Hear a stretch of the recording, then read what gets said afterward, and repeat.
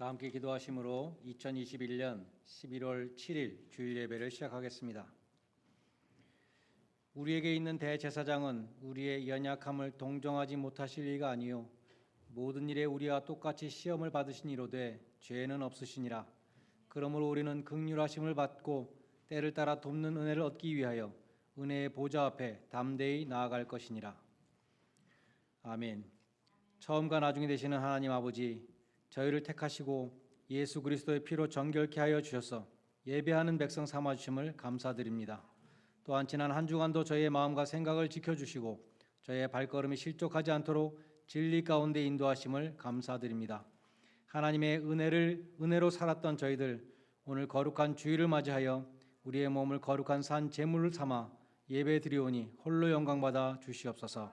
예수님의 이름으로 기원드리옵나이다. 아멘.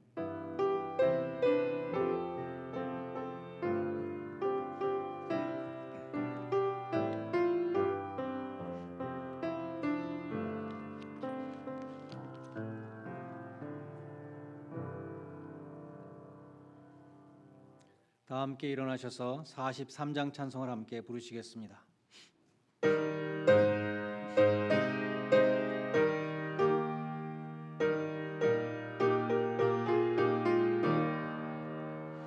즐겁게 안식할 날, 반갑고 좋은 날, 내 마음을 편케 하니 즐겁고 기쁜 날, 이 날에 천하 만민 다 보자 앞에서 참되신 삼위일체 다 찬송 부르네. 이 날에 하늘에서 새 양식 내리네. 성회로 모이라고 종소리 울리네. 복음의 밝은 빛은 온 세상 비치며 또 영생 물이 흘러 시원케 하시네. 이 주일 지킴으로 새 은혜 입어서 영원히 쉬는 곳에 다 올라갑시다.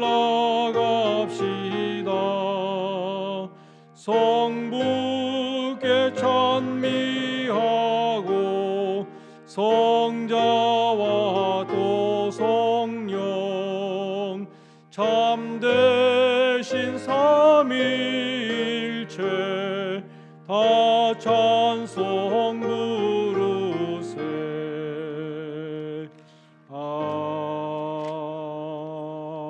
아멘. 교독문 제54번 시편 126편 말씀을 함께 교독하겠습니다. 여호와께서 시온에 포로를 돌려보내실 때에 우리는 꿈꾸는 것 같았도다. 그때 우리의 입에는 웃음이 가득하고 우리의 혀에는 찬양이 찼었도다. 그때 문나라 가운데서 말하기를 여호와께서 그들을 위하여 큰 일을 행하셨다 하였도다. 여호와께서 우리를 위하여 큰 일을 행하셨으니 우리는 기쁘도다. 여호와여, 우리의 포로를 남방 시내들 같이 돌려보내소서. 눈물을 흘리며 씨를 뿌리는 자는 기쁨으로 거두리로다. 울며 씨를 뿌리며 나가는 자는 반드시 기쁨으로 그 곡식단을 가지고 돌아오리로다. 아멘. 사도신경으로 신앙 고백 드리겠습니다. 전능하사 천지를 만드신 하나님 아버지를 내가 믿사오며 그 외아들 우리 주 예수 그리스도를 믿사오니 이는 성령으로 잉태하사 동정녀 마리아에게 나시고 본디오 빌라도에게 고난을 받으사 십자가에 못 박혀 죽으시고 장사한 지 사흘 만에 죽은 자 가운데서 다시 살아나시며 하늘에 오르사 전능하신 하나님 우편에 앉아 계시다가 저리로서 산자와 죽은 자를 심판하러 오시리라. 성령을 믿사오며 거룩한 공회와 성도가 서로 교통하는 것과 죄를 사하시는 것과 몸이 다시 사는 것과 영원히 사는 것을 믿사옵나이다. 아멘. 자리에 앉으셔서 490장 찬송을 함께 부르시겠습니다.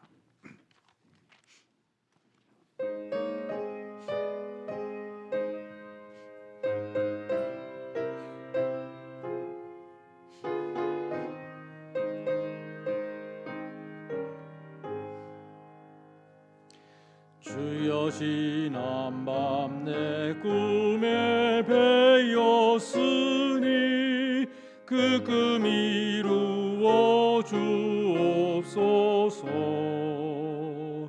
밤과 아침에 계시로 보여주사 항상 은혜를 주옵소서.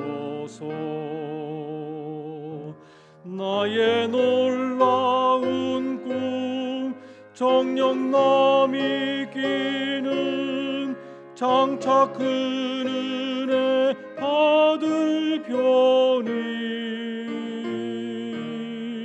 나의 놀라운 꿈 정녕 이루어져 주님 얼굴을 배우리다. 마음 괴롭고 아파서 낙심될 때 내게 소망을 주셨으며 내가 영광의 주님을 바라보니 앞길 환하게 보이도다. 나의 놀라운 꿈 정녕 남이 끼는 장차 큰 은혜 받을 편이 나의 놀라운 꿈 정녕 이루어져 주님 얼굴을 배우리라. 세상 풍조는 나날이 변하여도 나는 내 믿음 지키리니 인생 살다가 죽음이 꿈 같으나 오직 내 꿈은 참되리라. 나의 놀라운 꿈 정녕 남이 끼는 장차 큰 은혜 받을 편이 나의 놀라운 꿈 정녕 이루어져 주님 얼굴을 배우리라.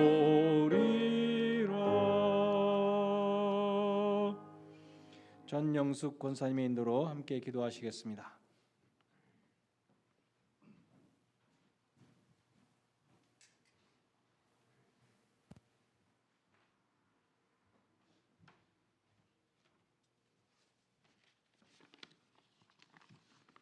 기도드리겠습니다. 거룩하시고 사랑이 많으신 하나님 아버지, 오늘 저희가 주님의 성전에 다 같이 모인 것이 주님의 은혜임을 깨닫습니다. 따스한 사랑의 품으로 안으시고 자비로 사랑을 이끄심 감사드립니다. 가을이 물드는 아름다운 경치, 어디 한 곳 주님의 손길이 안 닿는 곳이 없음에도 계절의 경치 한 번 더 감상하면서 다시 한번 감사드립니다. 우리는 좀처럼 변하지 않는 저희의 생각과 고집, 의심을 이 가을의 낙엽처럼 미련 없이 떨어버리고 주님께 예배드리기 원합니다. 저희를 주님의 넓으신 품으로 안으시고 주님께 올리는 감사의 찬양과 경배를 반갑게 받으시길 바랍니다. 주님, 이 세상에는 유혹하는 것들이 너무 많아 주님을 뵙기가 부끄럽습니다. 부족한 것들 모든 모양을 가지고 나왔사오니 크신 은총으로 용서하여 주옵소서. 주님이 강하신 손으로 저희를 붙드셔서 은혜의 종으로 살아갈 수 있는 삶이 되게 하여 주옵소서. 주님, 이 가을의 사랑의 열매를 더욱이 많이 맺어 추수할 수 있는 저희 모두가 되기를 원합니다. 저희를 조건 없이 사랑하시며 끝이 없는 사랑으로 대하시는 그 깊은 사랑을 생각하며 주님께서 관심 가지신 모든 것을 사랑할 수 있는 저희 모두가 되게 하여 주옵소서. 한 영혼을 더욱 사랑하시는 주님을 생각하며 영혼의 열매를 추수할 수 있는 가을이 되게 하여 주옵소서.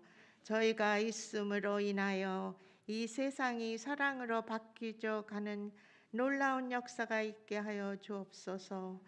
요즘 다니엘 기도 집회가 진행되고 있습니다. 모든 영혼을 주님의 사랑으로 승리하는 성도들 되게 하여 주옵소서. 오늘도 주님의 말씀을 듣고 단위에 서신 주원열 목사님을 기억하셔서 성령의 기름을 부어주시고 말씀을 선포하실 때 우리 모두 주님의 사랑의 음성을 들을 수 있게 하시고 높이와 깊이와 넓이를 측정할 수 없는 주님의 사랑을 경험하는 이 시간이 되게 하여 주옵소서. 예배를 돕는 손길들이 있습니다. 이들의 사랑의 수고를 기억하시고 주님의 은혜를 누릴 수 있게 하여 주옵소서. 오늘 모두 참석하신 성도들 주님의 사랑의 은혜를 누리게 하여 주시고 건강이 안 좋아서 참석하지 못하신 성도님들 건강을 되찾게 도와주시옵소서. 이 모든 말씀 살아계신 예수님의 이름으로 기도합니다. 아멘.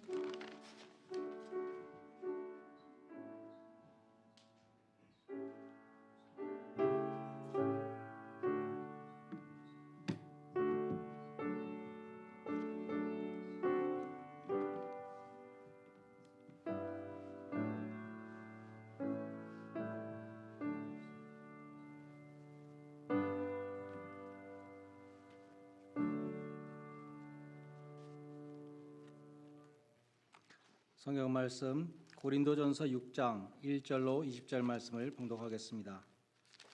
고린도전서 6장 1절로 마지막 절까지 제가 봉독합니다. 너희 중에 누가 다른 이와 더불어 다툼이 있는데 구태여 불의한 자들 앞에서 고발하고 성도 앞에서 하지 아니하느냐? 성도가 세상을 판단할 것을 너희가 알지 못하느냐? 세상도 너희에게 판단을 받겠거든 지극히 작은 일 판단하기를 감당하지 못하겠느냐? 우리가 천사를 판단할 것을 너희가 알지 못하느냐? 그러하거든 하물며 세상 일이랴. 그런즉 너희가 세상 사건이 있을 때에 교회에서 경히 여김을 받는 자들을 세우느냐? 내가 너희를 부끄럽게 하려 하여 이 말을 하노니 너희 가운데 그 형제간의 일을 판단할 만한 지혜 있는 자가 이같이 하나도 없느냐? 형제가 형제와 더불어 고발할 뿐더러 믿지 아니하는 자들 앞에서 하느냐? 너희가 피차 고발함으로 너희 가운데 이미 뚜렷한 허물이 있나니 차라리 불의를 당하는 것이 낫지 아니하며 차라리 속는 것이 낫지 아니하냐? 너희는 불의를 행하고 속이는구나. 그는 너희 형제로다. 불의한 자가 하나님의 나라를 유업으로 받지 못할 줄을 알지 못하느냐? 미혹을 받지 말라. 음행하는 자나 우상 숭배하는 자나 간음하는 자는 탐색하는 자나 남색하는 자나 도적이나 탐욕을 부리는 자나 술 취하는 자나 모욕하는 자나 속여 빼앗는 자들은 하나님의 나라를 유업으로 받지 못하리라. 너희 중에 이와 같은 자들이 있더니 주 예수 그리스도의 이름과 우리 하나님의 성령 안에서 씻음과 거룩함과 의롭다 하심을 받았느니라.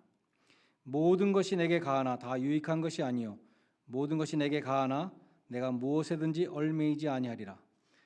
음식은 배를 위하여 있고 배는 음식을 위하여 있으나 하나님은 이것저것을 다 폐하시리라. 몸은 음란을 위하여 있지 않고 오직 주를 위하여 있으며 주는 몸을 위하여 계시느니라. 하나님이 주를 다시 살리셨고 또한 그의 권능으로 우리를 다시 살리시리라. 너희 몸이 그리스도의 지체인 줄을 알지 못하느냐? 내가 그리스도의 지체를 가지고 창녀의 지체를 만들겠느냐? 결코 그럴 수 없느니라.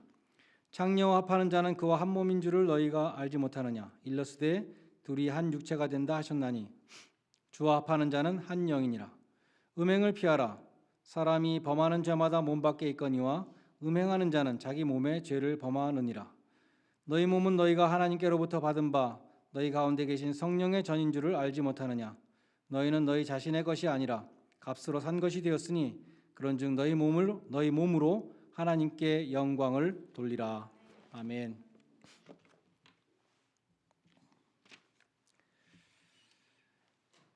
H.R. 니버라는 예일대 신학부 교수가 있었는데 1960년대 Christ and Culture라는 고전적인 책을 출간해서 많은 영향을 끼쳤습니다.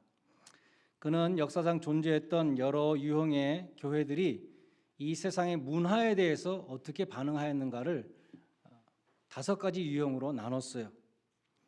첫 번째는 Christ of the Culture라는 유형이 있었습니다. 세상과 구별을 두지 않으려는 태도입니다. 현대의 세속화 신학의 자세입니다. 예수님이 성육신 하셨듯이 교회는 세상과 호흡을 같이 해야 된다. 세상과 같이 가야 된다. 과학의 시대가 되었으니까 성경의 비과학적인 내용들은 다 신화로 돌려버립니다. 차별이 없는 평등의 시대가 되었으니까 이제 동성연애자들에게도 똑같이 목사 안수를 줘야 된다. 이런 식으로 가는 자유주의적인 태도를 할 수 있겠죠. 정반대가 있는데 Christ against the culture, 세상에 대해서 적대적인 태도를 취하는 아미시 같은 그런 섹트들이 있죠. 세상과 완전히 분리된 공동체에서 세상을 등지고 삽니다. 병역의 의무를 기피하고 사람을 죽이는 무기, 총을 손에 잡지 않습니다. 국기에 대한 경례도 우상 숭배라고 하지 않습니다. 죽을 때까지 그 울타리에서 나오지 않습니다. 세상 풍조가 울타리 속으로 들어오지 않도록 물샐 틈 없이 경계를 합니다. 이런 양극단 사이에 중간에 3가지 유형이 있는데 먼저 교회가 세상을 지배하려고 했던 중세 카톨릭의 Christ above the culture라는 것이 있습니다. 혹은 루터라는 사람은 두 왕국의 교리를 말했어요. 교회에선 교인으로, 세상에서는 세상 시민으로 살아간다. Christ and culture in paradox, 그런 태도도 있었습니다. 칼빈주의는 세상에 대해서 어떤 태도를 취했는가? 그것은 Christ transforming the culture, 교회가 세상을 변혁시켜야 한다는 그러한 태도입니다. 나의 가치관이 세상의 가치관에 영향을 받는 것이 아니라 정반대로 세상의 빛과 소금이 되어서 그리스도의 영향을 끼쳐야 한다. 그러한 태도입니다. 이런 여러 가지 유형 중에 고린도 교회는 어떠한 유형이었는가?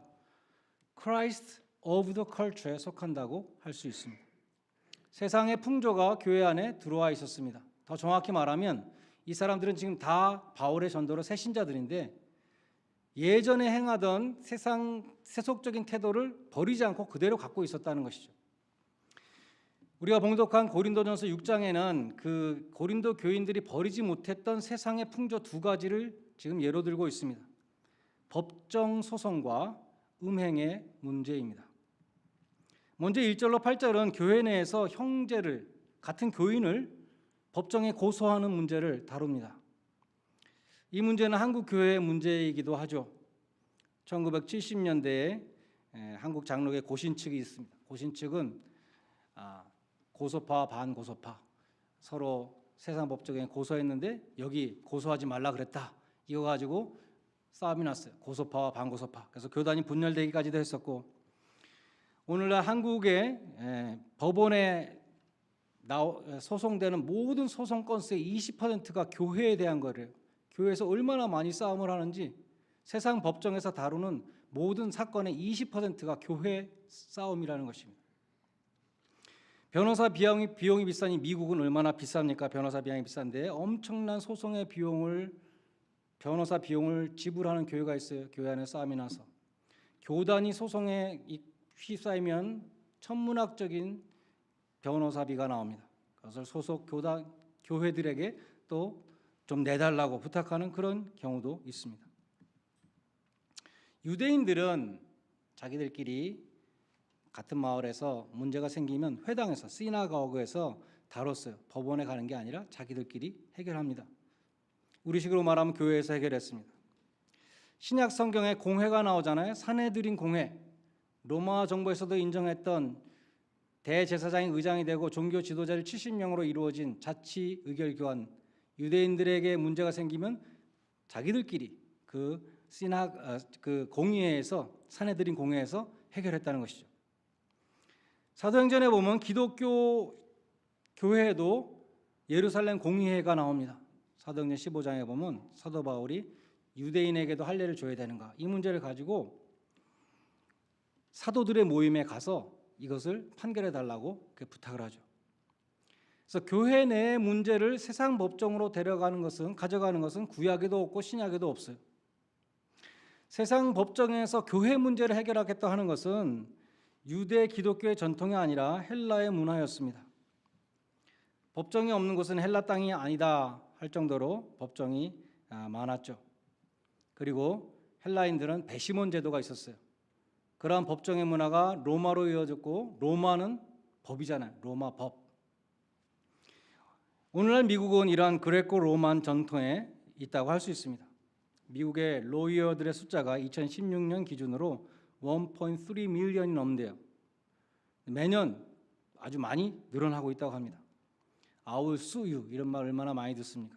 텔레비전 광고에 변호사들 광고가 얼마나 많이 교통사고 나면 나한테 오라고 아주 너무나 많이 나오죠. 그렇게 변호사가 많다는 거예요. 일반 시민들이 지금 우리 미국의 법제도는 유죄냐 무죄냐를 판사가 판결하지 않고 배심원들이 일반 평범한 시민들이 무작위로 뽑힌 시민들이 판정하는 배심원 제도 이것도 헬라에서부터 나온 것입니다. 오늘 본문에서 중요한 단어는 형제라는 단어와 성도라는 단어입니다. 교인들은 성도잖아요. 근데 같은 형제를 세상 법정에 고소했다는 것입니다. 그런 일이 고린도 교회에서 일어나고 있었습니다. 고린도는 헬라의 도시인데 헬라의 그 소송 문화가 교회에 똑같이 행해지고 있었습니다. 바울은 그런 일은 매우 부끄러운 일이라고 5절에서 말씀합니다. 성도는 영어로 세인트인데 장차 주님과 함께 세상을 심판하고 타락한 천사들을 심판할 성도들이라고 말하는 것이죠. 주님이 심판주로 재림하실 때 성도들은 주님과 함께 보좌에 앉아서 계시록 3장 21절에 보면 함께 심판하는 권세를 받습니다. 성도들은 주와 함께 다스리며 왕노릇할 것입니다. 그처럼 세상을 심판하고 천사들을 심판할 권세를 가진 성도들이 불신자 판사한테 가서 재판을 받는 것이 얼마나 창피한 일이냐라고 말씀하는 것입니다. 7절에 보면 너희가 피차 송사하는 것은 뚜렷한 허물이라고 말씀합니다. 허물을 킹 제임스 성경에 보면 defeat라고 패배라고 번역했어요. 성도들이 불신자 재판관에게 가서 누가 옳고 그른지 판정해 주십시오. 그리고 우리는 그 판정에 따르겠습니다 하는 것은 성도로서 수치스러운 것일 뿐만 아니라 완전한 패배라는 것입니다. 교인들끼리 싸울 때 승자는 마귀밖에 없습니다. 교회에 분란이 일어나면 하나님의 영광을 가리게 됩니다. 그러므로 문제가 생기면 세상 법정에 가지 말고 교회 안에서 해결하라고 말씀합니다. 너희 가운데 그 형제간 일을 판단할 지혜 있는 자가 한 사람도 없느냐? 너희가 지혜가 있다고 자랑하면서 사도 바울이 너희를 창피하게 하려고 내가 이 말한다. 그렇게 말하죠.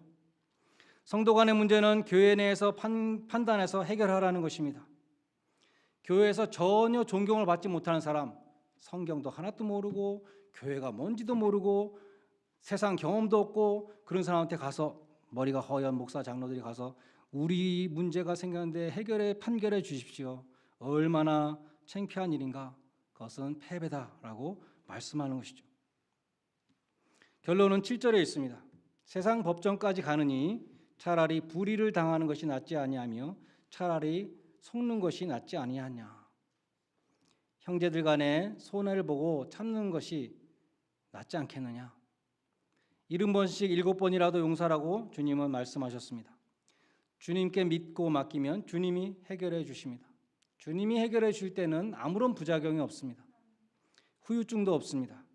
원수되는 일도 일어나지 않습니다. 내가 죽으면 하나님의 영광이 드러나고 교회의 명예도 지킬 수 있다는 것입니다.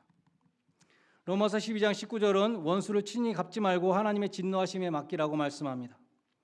성도들이 교회 일로 세상 법정까지 가서 싸울 때에 세상은 교회를 비웃습니다.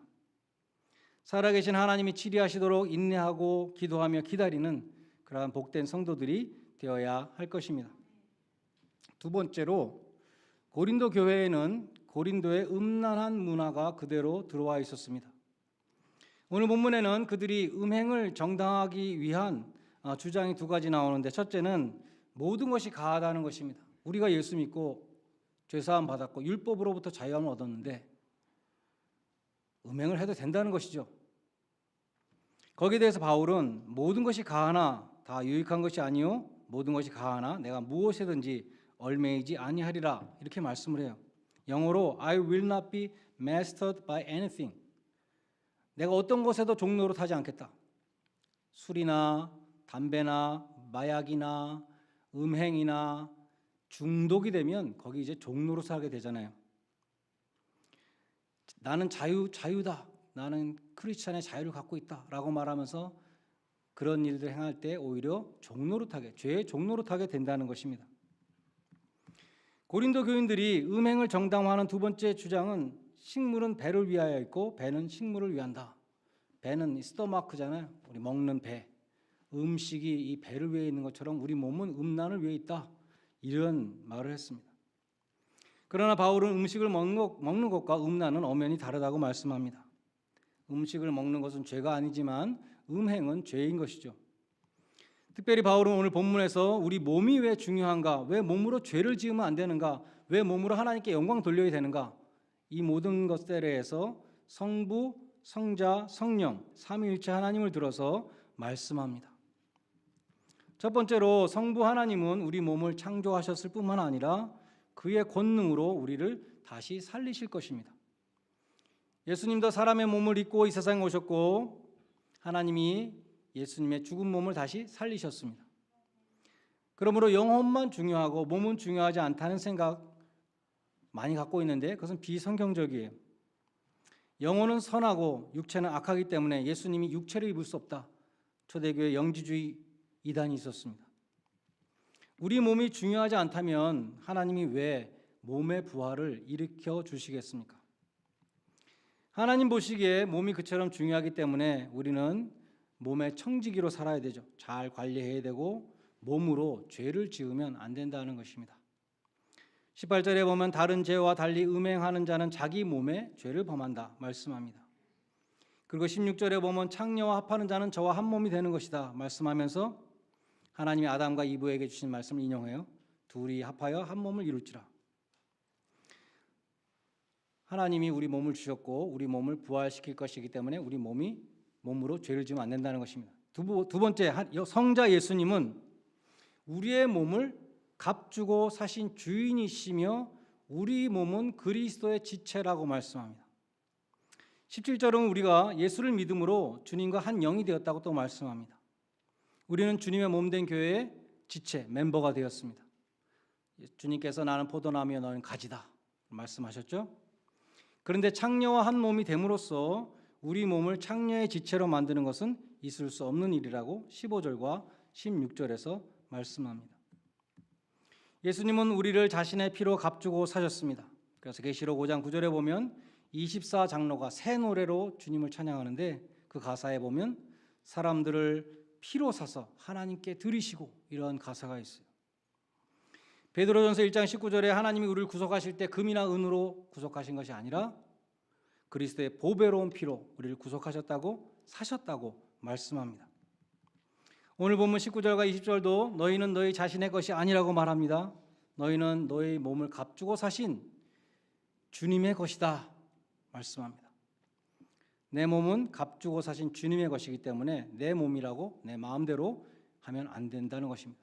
내 몸의 주인이 아니라는 것이죠. 세 번째로 성령님이 우리 안에 계시기 때문에 우리 몸은 성령의 전이라고 19절은 말씀합니다. 이 예배당도 우리가 예배하고 기도하는 것이기 때문에 성령의 전이라고 할 수 있죠. 우리가 이 예배당에서 성령의 전에서 불상을 세운다든지 무당을 불러다가 굿한다든지 그러면 되겠습니까? 당연히 안 되겠죠. 우리가 성령의 전에서 음행을 하면 되겠습니까? 당연히 안 되겠죠. 심지어 이 예배당에서 회의를 하면서 서로 다툰다면 그것도 성령을 근심케 하는 일이 되는 것입니다. 마찬가지로 우리 몸은 성령님이 거하시는 성령의 전이라는 것을 늘 기억해야 합니다. 우리 몸은 하나님이 주신 몸이고 주님께서 값주고 사신 몸이고 성령께서 거하시는 성령의 전입니다. 어찌 이 몸을 가지고 음행의 죄를 지으며 창녀의 지체를 만들 수 있겠는가? 사도 바울은 성삼위 하나님을 들어서 말씀하고 있습니다. 그래서 결론적으로 20절에 보면 그런즉 결론이죠. 너희 몸으로 하나님께 영광을 돌리라. 로마서 12장 1절과 같은 말씀입니다. 그러므로 너희 몸을 하나님이 기뻐하시는 거룩한 산 제물로 드리라. 이는 너희의 드릴 영적 예배니라. 이 영적 예배라는 구절의 영적은 헬라어로 보면 로기코스라는 단어입니다. 바울의 서신에서 영적이라는 단어는 대부분 뉴마토스예요. 뉴마, 스피릿에서 나온 스피리추얼인데 여기는 그 단어가 아닙니다. 로고스에서 나온 로기코스예요. 그래서 킹 제임스 성경을 보면은 reasonable service다. 너희 몸을 산 제물로 드리는 것이 reasonable service라고 말합니다. 로고스가 reason이니까 로기코스를 reasonable로 번역했죠. 직역을 하면 로기코스는 logical입니다. logical. 구원받은 사람이 자기 몸을 주님께 산 제물로 드리는 것은 당연한 논리적인 귀결이다. 그렇게 해야지 그런 뜻이죠. 너희는 하나님의 은혜로 구원을 받았다. 그러므로 너희 몸을 산 제물로 드리라. 이것이 구원받은 성도가 마땅히 해야 될 예배라고 말씀하는 것입니다. 제 친구 가운데 메릴랜드에 사는 친구가 있어요. DC 에어리아에 사는 친구인데 고등부 때부터 성가대를 같이 했던 교회 친구입니다. 이 친구는 저에게 무슨 일이 있을 때마다 여기까지 꼭 왔어요. 슬픈 일이 있을 때에도 로드아일랜드까지 차를 몰고 왔습니다. 기쁜 일이 있을 때도 또 로드아일랜드까지 차를 몰고 왔어요. 뭐 잠깐 얼굴만 보고 뭐 바쁜데 무슨 긴 얘기를 할 수 없죠. 잠깐 얼굴 보고 그냥 또 가죠. 저는 별로 고마움을 느끼지 못했습니다. 그런데 제 아들이 버지니아로 이사를 왔잖아요. 그래서 지난 5월 말에 손자를 보기 위해서 버지니아로 제가 운전을 해서 내려갔어요. 뉴욕을 지나서 한참을 내려가는데 그 친구가 생각이 났어요. 야, 이 친구가 이렇게 먼 길을 왔단 말이야? 진짜 멀리 왔네? 자꾸 그 생각이 나더라고요. 그냥 전화 한 통 걸어도 될 텐데, 뭐 요새 카톡으로 그냥 텍스트 해도 될 텐데, 아니면 좀 뭐 성의를 표시해서 카드를 한 장 사서 써서 보내도 됐을 텐데, 그 친구가 현장에 함께하기 위해서, 저와 함께하기 위해서, 큰 일을 당한 저와 현장에 함께하기 위해서 여기까지 운전을 해서 이 먼 길을 왔구나. 그것을 제가 운전하면서 깨닫게 된 것이죠. 참 고마운 친구라는 생각이 들었고 참 귀한 발걸음이었는데 내가 정말 고마움을 몰랐구나. 그런 생각을 하게 되었습니다. 우리가 몸을 산 제물로 드린다는 것은, 제물은 영어에 보면 sacrifice예요. sacrifice, 희생입니다. 주일 예배에 빠짐없이 몸으로 참석하는 것입니다. 많은 희생이 필요하죠. 그것이 첫 걸음이에요. 그 출발점으로부터 삶 전체를 예배로 드리는 삶의 예배가 시작되는 것입니다. 작년 봄부터 팬데믹으로 인해서 불가피하게 온라인 예배가 시작되었어요. 어떤 면에서는 참 편리했습니다. 차 타고 왔다 갔다 하지 않아도 되고 시간도 절약되고 힘들게 봉사 안 해도 됐습니다. 그런데 오랜 기간 동안 온라인 예배가 자리를 잡으면서 꼭 현장 예배를 드리지 않아도 된다는 그런 생각이 암암리에 우리 마음속에 자리 잡게 된 것 같아요. 그래서 무슨 일이 있으면 아주 쉽게 현장 예배를 빠집니다. 유튜브 보면 되니까. 사실 유튜브 안 보고 지나가는 경우도 많이 있겠죠. 띄엄띄엄 그래서 한 5분 만에 볼 수도 있고 설교만 볼 수도 있고. 로마서 12장 1절은 몸으로 드리는 예배가 영적인 예배라고 말씀합니다. 오늘 본문 20절은 너희 몸으로 하나님께 영광을 돌리라. 너희 몸으로 sacrifice. 우리는 무엇보다도 예배를 통해서 산 제물로 바쳐져야 합니다. 예배는 죽은 의식이 아닙니다. 그냥 보는 것이 아닙니다. 예배는 예수의 의를 입고 은혜의 보좌에 나아가는 은혜의 시간입니다. 예배는 성도의 영광스러운 특권입니다. 예배는 하나님을 높여드리는 동시에 나를 죽이고 제물로 바치는 시간입니다. 일주일 동안 흩어진 마음을 가다듬고 세속의 때를 씻고 하나님 앞에 나와서 하나님을 높여드리는 것입니다. 여러분 모두가 교회에서 드리는 주일 예배를 통해서 여러분의 몸을 하나님이 기뻐하시는 산 제물로 드리시기를 바랍니다. 그처럼 온 몸과 마음을 다해 드리는 주일 예배가 거룩한 일주일의 삶으로 또한 이어지기를 소원합니다. 세상에 살면서도 세상을 사랑하지 아니하고 하나님을 사랑하는 거룩한 백성, 구별된 백성으로 하나님의 선하시고 기뻐하시고 온전하신 뜻을 이루어드리는 복된 성도들 되시기를 주님의 이름으로 간절히 축원드립니다. 기도하겠습니다. 하나님 아버지, 오늘날 많은 교회들이 분쟁에 휩싸여서 세상 법정에까지 가서 싸우는, 정말 세상으로부터 조롱을 받고 있는 그런 안타까운 세상이 되었습니다. 그처럼 하나님의 영광을 다 가리기보다는 차라리 손해를 봄으로써 주님의 교회를 지키고 주님의 이름을 높여드리는 순종의 종들이 되게 하여 주시옵소서. 하나님 아버지, 저희가 또한 음란한 세상 가운데 살고 있습니다. 이 세대를 본받지 말라고 하신 말씀을 기억하게 하여 주시옵소서. 너희 몸을 하나님이 기뻐하시는 거룩한 산 제물로 드리라는 말씀과 같이 하나님이 주신 몸을 죄의 병기로 사용하지 아니하며 하나님께 영광을 돌리는 의의 병기로 사용하게 하여 주시옵소서. 예수님의 이름으로 기도드리옵나이다. 아멘. 찬송가 436장 부르면서 헌금하실 때에 11월 달에는 우리 전주은 집사님이 헌금위원으로 수고해 주시면 감사하겠습니다. 436장 찬송 함께 부르겠습니다.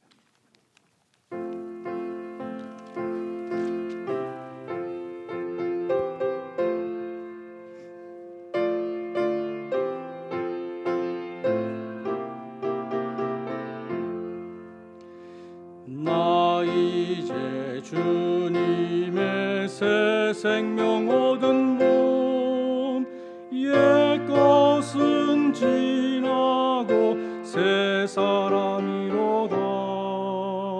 그 생명 내 맘에 강같이 흐르고 그 사랑 내게서 해같이 빛난다.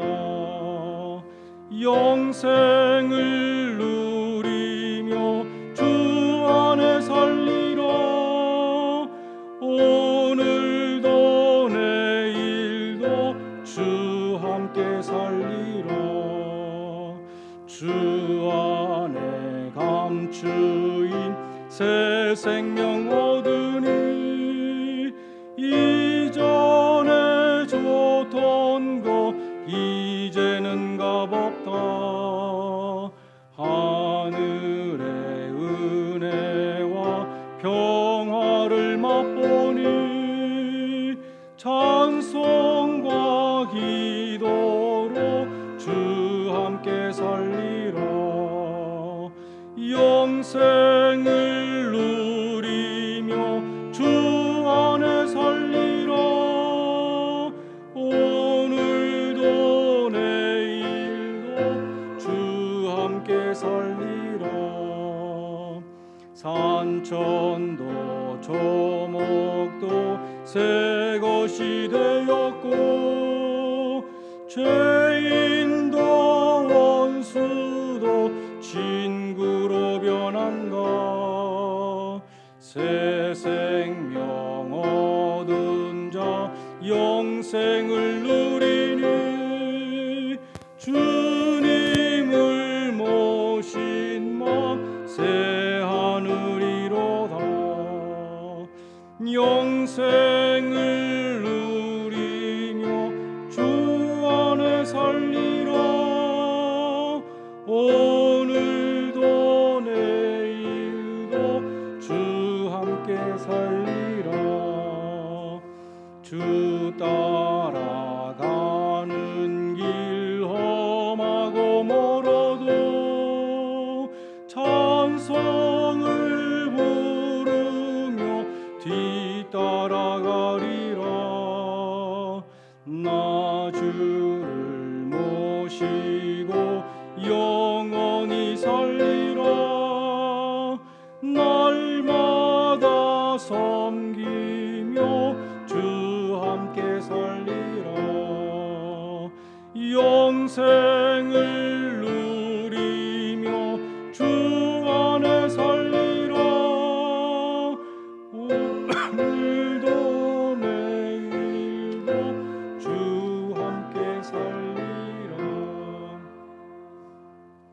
교회 소식을 전해드리겠습니다.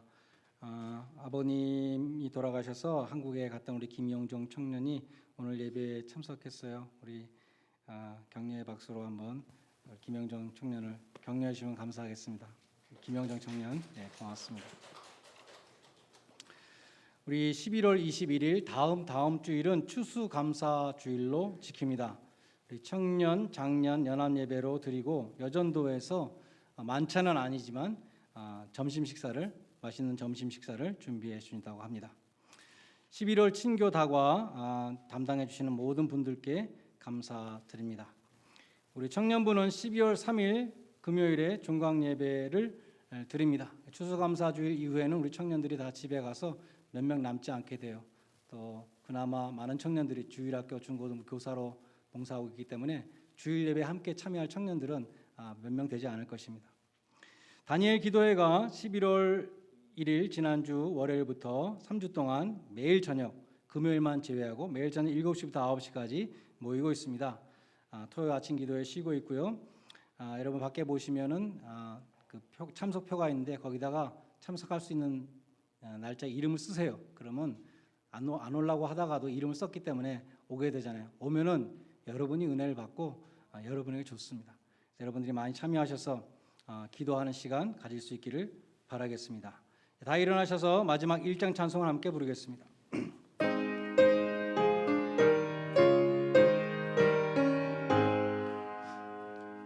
만복의 근원 하나님 온 백성 찬송 드리고 저 천사여 찬송하세 찬송 성부 성자 성령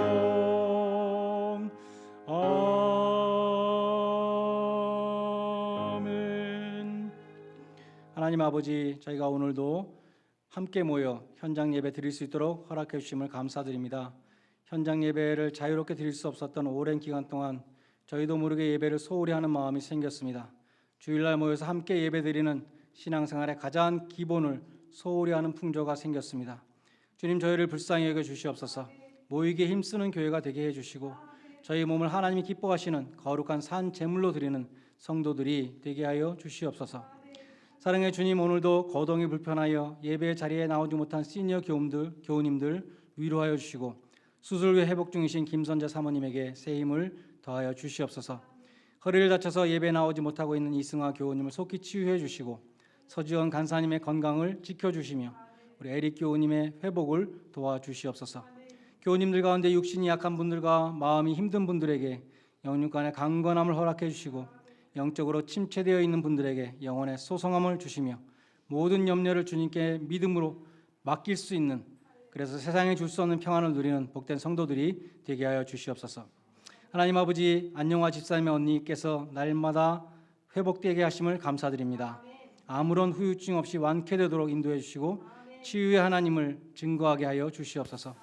입원 치료 중이신 박정원 집사님의 어머님도 아무런 후유증이 없이 완쾌되도록 도와주시고 이전보다 더 건강하게 주님과 동행하게 하여 주시옵소서. 사랑하는 아버지의 장례를 치르고 돌아온 김용정 청년 위로해 주시고 하나님 아버지를 믿고 의지하며 힘을 얻도록 도와주시옵소서. 저희 교회 앞길을 놓고 기도하는 교우님들과 청년들을 기억해 주시고 에베네셀의 고백과 여호와 일의 믿음으로 승리하게 하여 주시옵소서. 교우님들의 직장과 사업체를 능력의 오른팔로 안보여 주시며 자녀들이 믿음 가운데 자라게 하시고 청년들이 학업을 잘 감당하며 구별된 삶을 통하여 빛이 되게 하여 주시옵소서. 생명과 복의 근원이 되시는 주님, 주님의 크신 은총을 기억하며 하나님 나라를 섬기는 마음으로 정성으로 준비한 물질을 주님 앞에 봉헌드렸습니다.